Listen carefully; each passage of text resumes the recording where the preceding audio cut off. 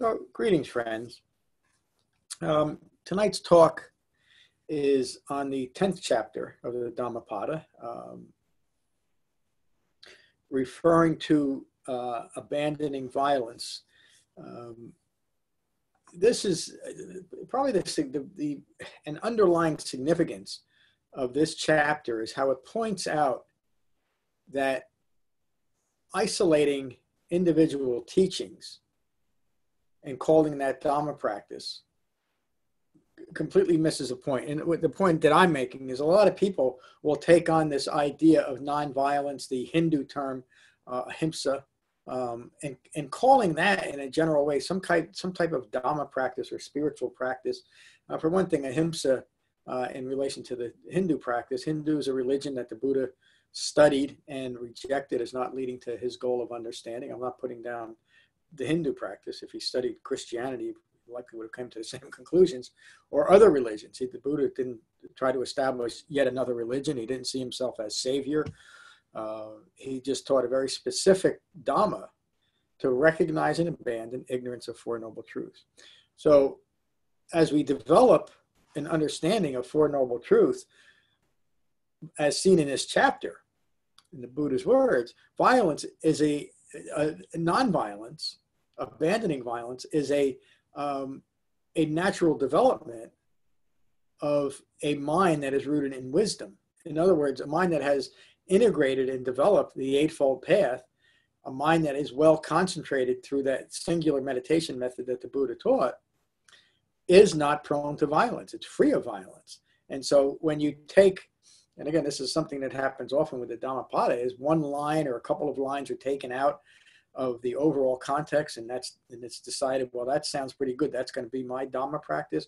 Again, you're missing the whole point, and there's no way to develop what the Buddha taught by simply focusing on one aspect of it. So this chapter and most of the Dhammapada is really an explanation of the results of a well-integrated Dhamma practice. And that's certainly true here. Dhammapada 10. The Buddha's words, everyone fears violence and death. Understanding thus, the wise Dhamma practitioner does not harm others or cause others harm. As the Buddha teaches, the problem of all stress in the world, all disappointment in the world, and to the extreme of that, all harmful or violent acts are rooted in ignorance of the Four Noble Truths. So the solution isn't to say, no, you're not acting appropriately. Hi, Sarah. The solution isn't to just point out poor behavior. The brilliance of what and Siddhartha Gautama awakened to is that the underlying cause of ignorance of Four Noble Truths results in violent behavior towards oneself and others. And so that's why that line, understanding thus, the wise Dhamma practitioner does not harm others or cause others to harm. The Buddha teaches that awakening, an awakened right view, is a profound understanding of the nature of suffering and the abandonment of ignorance that would lead to that type of suffering. So that's what that refers to. The wise Dhamma practitioner, from their understanding, does not harm others. Not because some spiritual system or a belief system says that, well, I shouldn't harm people, or if I harm people, I'm going to get punished for it, either in hell or purgatory or whatever system you might have in mind. The harm is done. Future harm can be avoided by developing the Eightfold Path. The next line here, everyone fears violence and everyone holds dear life. Understanding thus, the wise Dhamma practitioner does not harm others or cause others to harm. It's the same point. From understanding, we naturally don't harm others or ourselves. The Buddha continues, one cannot attain happiness while oppressing others with violence. And again, that might be a somewhat extreme statement, but a person who is always grasping at self-establishment and always trying to get something that it wants will, sometimes in very subtle ways, oppress others in order to get that. And that in itself is a violent act. Next line, angry speech causes harm. Retaliation can overcome the mind. Avoid speaking harshly and remain free from harsh retort. Simple and direct teachings. Now remember, this could be, people could take that one line as a Dhamma practice. Well, okay, I have to avoid speaking harshly and remain free of harsh retort. Very, very difficult to do that consistently with a mind that is rooted in an underlying ignorance of Four Noble Truths. But a mind that has developed a profound understanding of Four Noble Truths will simply avoid speaking harshly and will remain free from harsh retort. Buddha continues. One approaches nibbana, or awakening, who restrains the tongue and abandons harmful speech. Again, this is not meant to be a Dhamma practice, but it's an aspect of Dhamma practice. One approaches nibbana, the awakened state, who restrains the tongue and abandons harmful speech. There's a whole section on the website, and the Buddha often refers to the wisdom of practicing restraint at our sixth sense base, at our five physical senses, and the sixth sense of our ongoing thinking or consciousness, which is rooted in ignorance of Four Noble Truths. Excuse me, Sarah.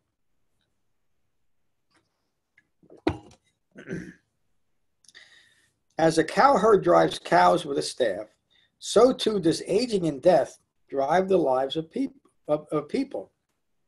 A very simple and direct statement, but the profundity is that most of us don't realize that we are, because of self-identification and a strong connection or clinging to this body as me, that we have an ongoing, very subtle, and sometimes not so subtle, aversion to sickness, aging, and death, when it simply occurs to all of us. So as a cowherd drives a staff, it's that underlying ignorance and underlying fear that drives us through our whole life and keeps us distracted from what's really occurring. The fool does wrong while ignorant and is yet tormented by hurtful thoughts, words, and deeds. In other words, it's a self-inflicted suffering through our own actions, our own thoughts, words, and deeds towards ourselves and others that creates all the suffering in our life. Inflicting violence on the innocent will bring one of 10 states. It will bring sharp pain, injury, illness, derangement, subjugation, incarceration, loss of family, loss of wealth, loss of shelter, and ongoing wandering in ignorance. All rooted in a mind that is prone to violence. And again, this is not just going out and murdering bunches of people or even one person. Violence is any type of ill will that is expressed towards others and towards ourselves. The Buddha, this refers to severe ascetic practices that were common during the Buddha's time, but also very common today. Nakedness, matted hair, filth, fasting, smearing oneself with ashes, nor self-torture cannot purify one's mind, rooted in doubt and uncertainty. In a general way, any rites and rituals that we incorporate and call it a Dhamma practice is simply more distraction, and it is rooted in doubt and uncertainty. We do it because we doubt the Dhamma, so we think we have to embellish it or adapt it in some way. And I see that so often. And people excuse away these rites and rituals often as well. It helps my concentration without understanding that the most powerful concentration practice we can develop, and certainly if we're Buddhists, we should want to practice one that was taught by the Buddha, is simple shamatha vipassana meditation. He taught one meditation method for developing jhana, concentration, and he never taught anything else. He didn't teach chanting or bowing or any type of physical ritual or visualization of any kind or appealing to disincarnate deities as a meditation or a concentration practice. And that's what he's referring to here. And we do that because of a mind that is rooted in doubt and uncertainty, will grasp at anything. The Buddha continues, moderate in clothing, in food, in shelter, in medicine, poised. The Buddha often talks about an inner poise. Poised, calm, well concentrated, established in the Eightfold Path and having completely abandoned violence towards all beings, this one is a true Dhamma practitioner. So if there's any doubt in anyone's mind about what is a true Dhamma practitioner, here and many other places, the Buddha states it very clearly. Established in the Eightfold Path and having completely abandoned violence towards all beings, this one is a true Dhamma practitioner. There's no doubt about what is a true Dhamma practitioner and what isn't. The Buddha continues, as rare as a thoroughbred avoiding the whip is a person restrained by modesty and beyond reproach. Modesty is a very useful word and a single but powerful word to describe a mind that is free of self-identification and self-reference. Like a thoroughbred driven by the whip, be strenuous and diligent while developing understanding. An aspect of the Eightfold Path that describes that is called right effort. The wise Dhamma practitioner, well concentrated, harmless, mindful of the four truths, will destroy suffering. What a powerful line. If we're really concerned about suffering for ourselves and others, the most loving thing we can do for ourselves and others is to take to the Dhamma and destroy first suffering in ourselves and then, by extension, in others. Irrigators guide rivers, fletchers straighten arrows, carpenters shape wood. The wise Dhamma practitioner controls themselves. The essence of the Dhamma is restraint and controlling ourselves. Of course, we have to know how to apply that control. And it takes a little while, excuse me, Sarah and others. It takes a while to develop restraint. And one of the difficulties about that is a mind that is rooted in ignorance, even as it's progressing towards wisdom, will resist anything that challenges that quality of mind that is rooted in ignorance. So there's much resistance to practicing simple restraint. A self-referential ego self is always grasping at more. It's always looking for ways to establish itself in any situation. And I won't get too deep into it, Sarah, because this is on tape, but including that, the situation that we talked about earlier, the difficulty that you encountered was when you started wanting things to be different than they are. And we talked about that. This is an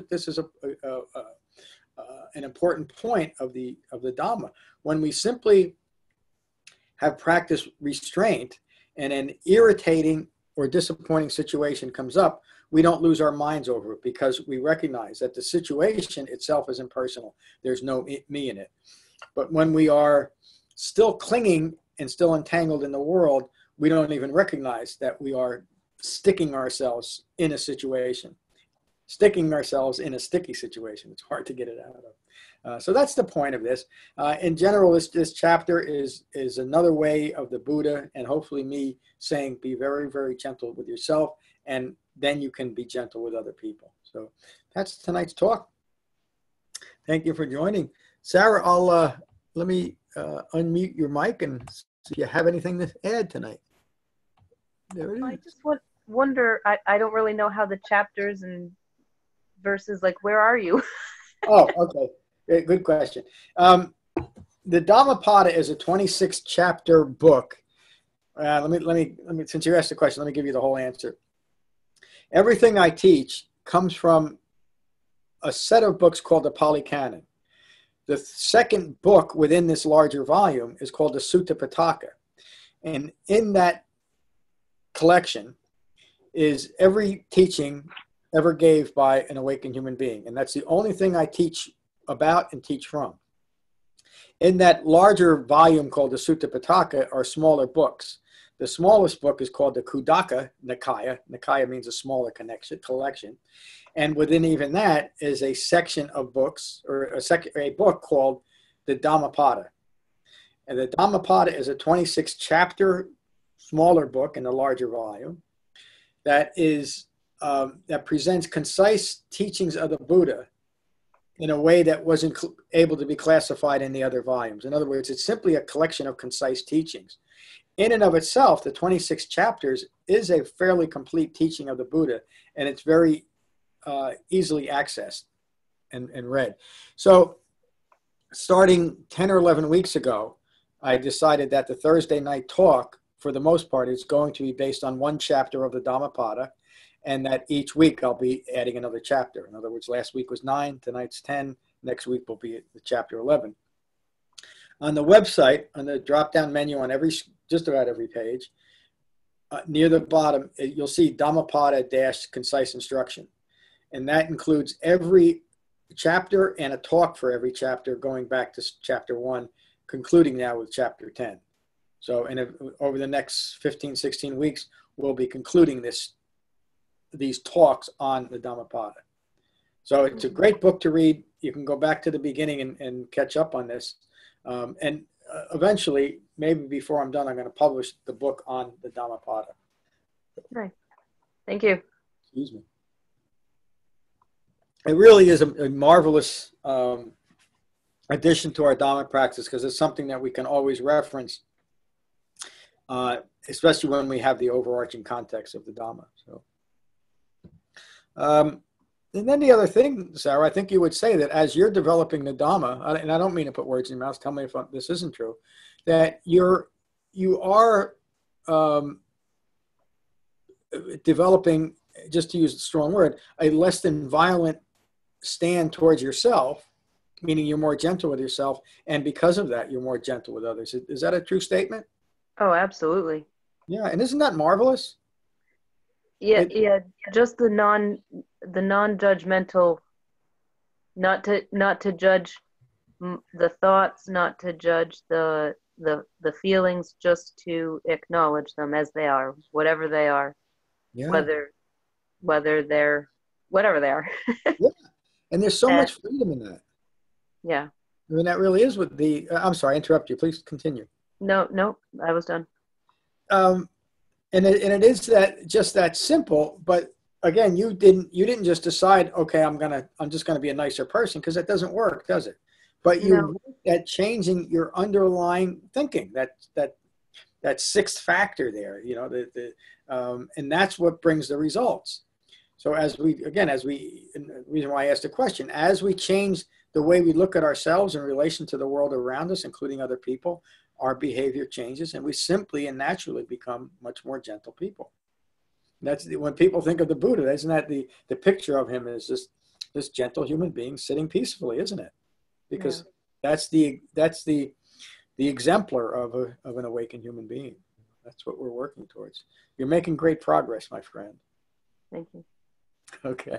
All right. Well, I hope that I'll see you online again soon. I hope it's the Saturday's the next class, or Tuesday. And if not, Sarah, you can call me anytime. And I always look forward to talking to you or getting your email. So thank you. I appreciate the teaching.